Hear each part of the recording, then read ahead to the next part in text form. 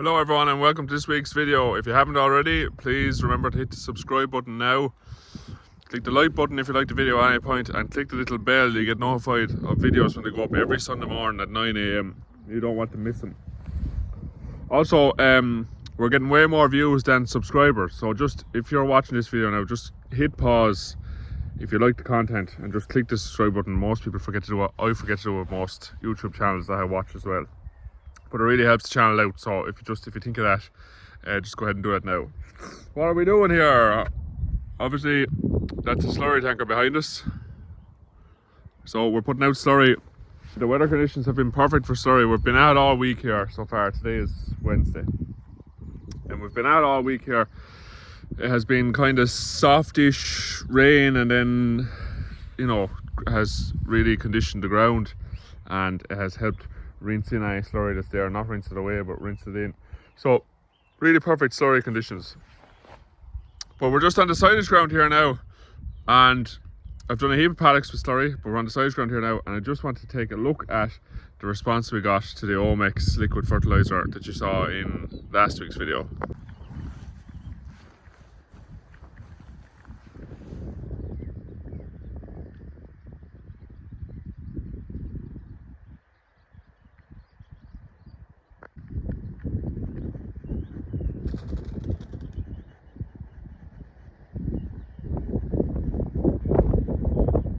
I think you could count that as pretty amazing growth. So fields were bare here. You'll remember it from the video, or I might just put in a quick clip here now. But the fields were bare, and the day it was being sprayed on, no slurry. Couldn't put slurry out because it was so dry. The soil was extremely dry, and that was 10 days ago. It was applied 10 days ago today. It went on at a rate of 50 units an acre. Which would be about 65 kilos a hectare, somewhere around that. And I think there's no other way to describe it, honey. It's amazing what it has done to the silage ground here. I kind of walked in textbook, because it was very dry when I went out, and it really kicked the grass on. Within 3 days of it going out, you could just see the grass looked healthy looking, and it had started to really grow. But then we got 3 mil of rain. Now, if I had just spread urea on this, or can, or whatever form of straight nitrogen you want to use, if I had just applied that at 50 units, the 3 mil of rain wouldn't have even washed it in. It's also not just about washing in the fertilizer. It has to undergo a process to be plant available. So there's a heap of microorganisms involved, bacteria, moisture, all that, just from when you see granules on the ground to when it gets into plant roots and grows grass that looks like that behind me here now. A very complicated process, but by putting out the Omex, we've bypassed all of that. It's plant available straight away. The minute it goes out and hits the soil, it's there available for the plant roots. That means that the 3 mil of rain that we got did an unbelievable job at kickstarting it off. Then the plant had a little bit of moisture and a pile of fertilizer, and it grew overnight. And we're at the stage here now where it's arguable, like you can see the lines here, like there's almost too much grass on it for slurry. Now we're going to get more rain and it'll wash in that slurry. Putting out a dribble bar, we'll talk about that in a minute, quite controversial as well.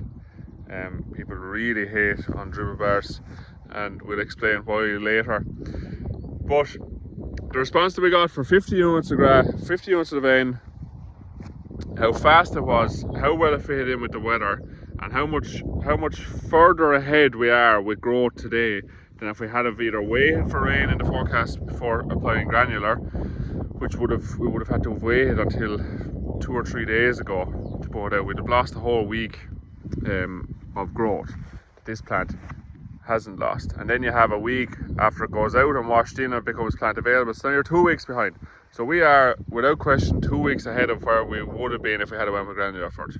So the Omex, like it has every single time we've used it, this is the 3rd time using it now, just works.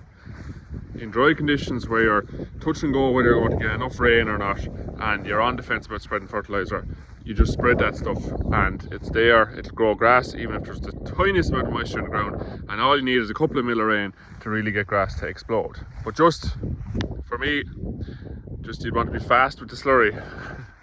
Getting out on it because it will get away on you.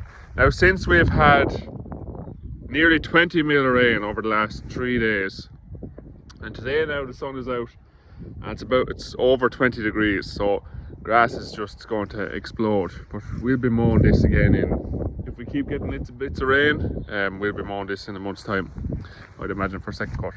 And a month from today is the last few days in June, so amazing. It'll give us a lot of time for third cut in as well. If anyone has any more questions about the Omex, just put them in the comments there now. And I know they were selling an awful lot of it in this dry period. They couldn't keep it out really. Let me know if you used it in this dry period and you see the same response that we've seen here with it, and because I'm sure you have. Fold it up and we'll get another few loads here.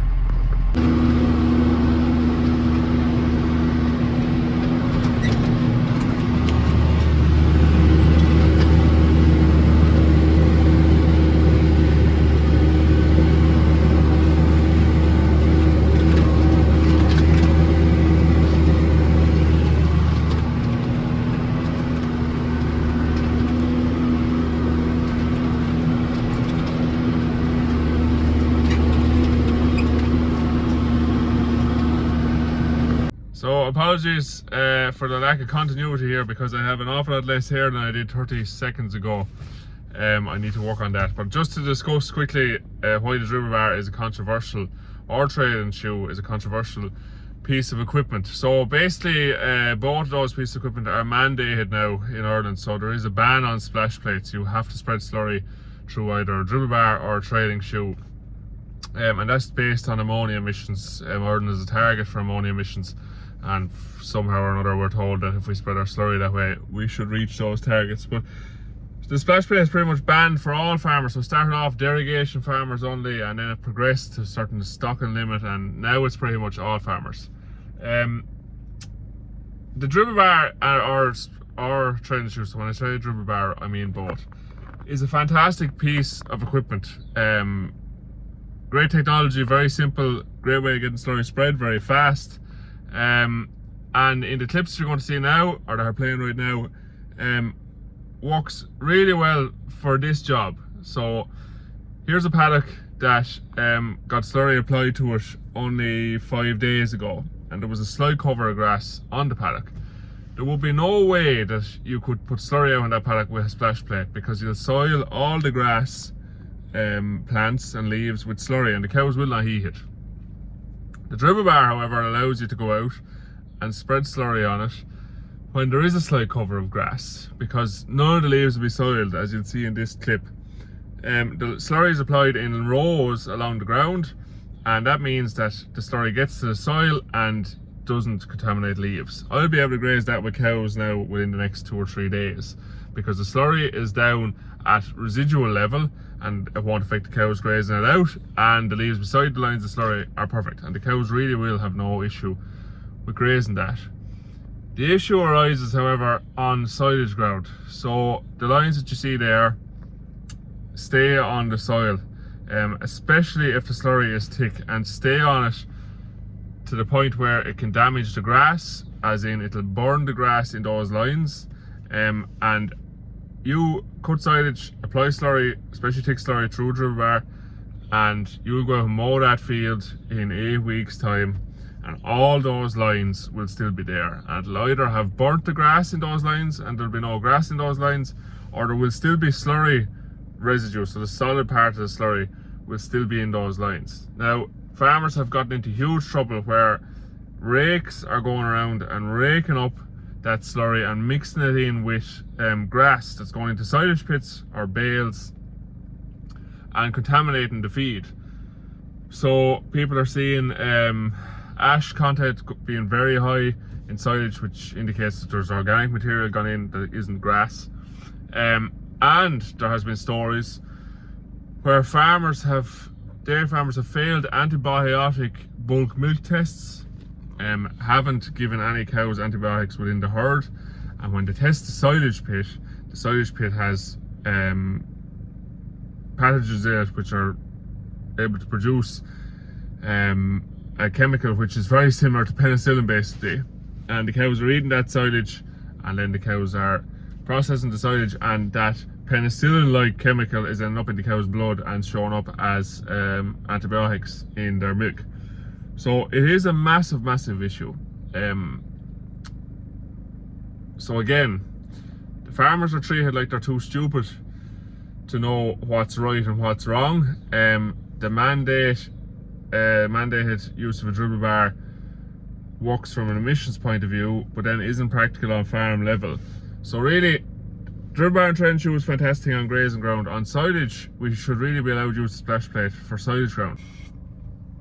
The other massively untalked about issue is that I remember when they were promoting dribble bars and treading shoes as they were coming in, Chagas said, you know, 110 or 120 horsepower tractor, no problem driving it. But the reality is, when these dribble bars and tankers arrived on farmers in farmers' yards, unless they had perfectly flat level land, the power that's taken to drive the new dribble bar, so one, you have the added weight on the back of the slurry tanker, and two, you have a macerator, which is a big knife that's spinning around, and it has to chop up the slurry before it goes out through the little pipes, because the solids in the slurry or foreign material in the slurry could block up those pipes.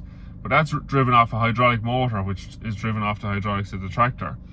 So when you're driving up and down your field, you have a huge problem, because you can't run the vacuum pump at over 1500 revs on the tractor, and you also have a spool valve pulled pumping oil non-stop to run your macerator, which takes 10 or 15 horsepower out of the tractor as well. So you have a problem of lower engine revs and a massive demand for power. And if you face into a hill at all with a slurry tanker full of slurry and driving the macerator, you're looking at a 150 horsepower tractor minimum.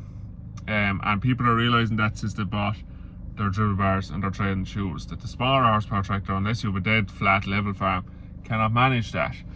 That's the issue with mandating the dribble bars, is because now the farmer, not only do they legally have to invest in this piece of equipment for their own tanker, but now they're finding themselves having to invest in more power in their tractor just to get the job that they were doing every year no problem before now. Getting it done now means they've had to buy this piece of equipment plus a tractor that's 60 or 70 or 80 or 100,000 euros as well. Smaller farmers, then this isn't an option for them at all, but yet they're being made to apply their slurry using this method. And you can say, look, why don't they just get their contractor? The contractors all have dribble bars now, but plenty of people don't have big teams of contractors beside them. Plenty of people like spreading their own slurry and having the freedom of being allowed to time their application when it suits them, not having a contractor that comes in. Contractor's not going to come in and do this paddock here beside me and go away and come back in 3 days time and do the next one. They want to get it all spread today because they've so much to do. And smaller farmers, they like having that control over their own business, and they should be allowed to have that control over their own business. And again, it's just an example of policy not lining up with the realities of on farm. And I don't mind if policy or ideas don't line up with what's practical on farm, but when they're rammed in and you have no choice but adopt that or be criminally penalised for not doing it, then it's a huge issue. So that, for anyone who's not from Ireland and not from a farm background, that piece of equipment on the back of the tanker for putting out slurry is extremely controversial for that reason. And there's plenty about it that's good, and there's equal amounts of it that's bad.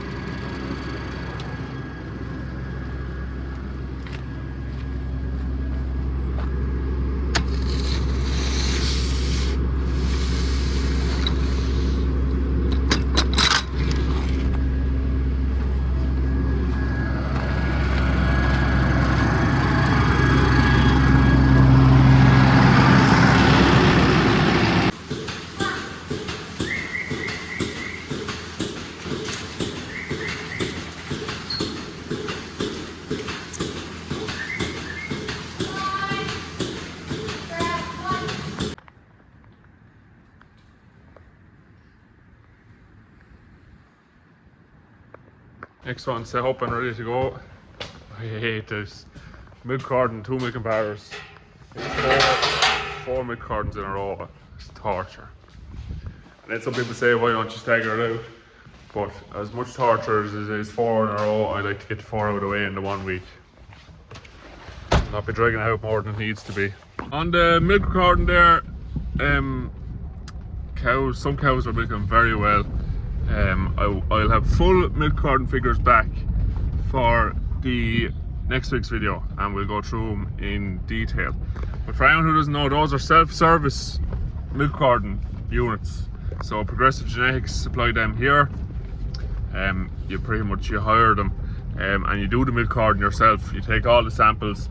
We test litres, fat, protein and cell count of every single cow, and we'll get a report back then with figures for every single cow. But cows are milking well at the minute, and it's going to be very interesting to see the top level of performers within the herd on both farms and the bottom end, and just see how much of a gap there is between the two of them.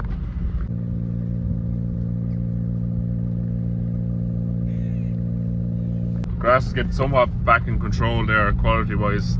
A good bit of topping to do now, probably a whole round of follow-on cows with the topper, and that'll be Sid's job. And he's trying to get his junior start done as well, so we'll have to fit it all in together. And yeah, no, things are lining up well. So that'll be it for today's video. Again, if you haven't subscribed, because we have way more viewers than we have subscribers, so please now, if you're hold on to the end, which I know many people don't, but if you're still here and you're not subscribed, please hit the subscribe button now, and click the like button if you like the video at any point, and we'll talk to you again next week.